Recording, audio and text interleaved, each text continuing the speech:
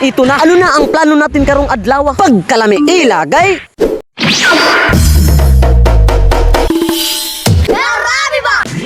So ngayong araw susubukan natin magsalita ng Tagalog. I don't know na lang kung kayo ba ay maglilibo. Baka sa kadugayan kayo na sa akin ay maiibog. Lagabog. Wow, grabe ba? So magandang umaga po sa inyong lahat. Wow, grabe ba? Marahil kayo ay nagtataka dahil sa aking salita ako ay nag-iba.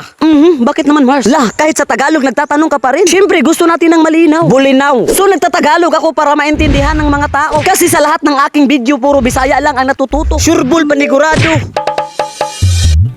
Hindi naman sa pagmamagaling sa pagluluto kay Master Chef pwede nyo akong ihambing. Parang hindi ka naman nagluluto, Mars. Diyan ka nagkakamali. Kinilaw yan nalaluto sa dato puti.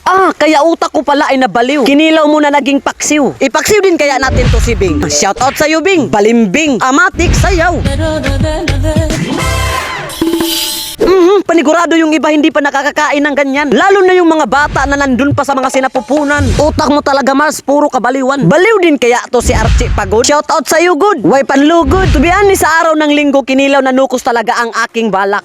Ano yan, ma? Lalo na talaga kung may soft drinks na panulak. Papasabi ka na lang talaga ng, imusa, nahala, go.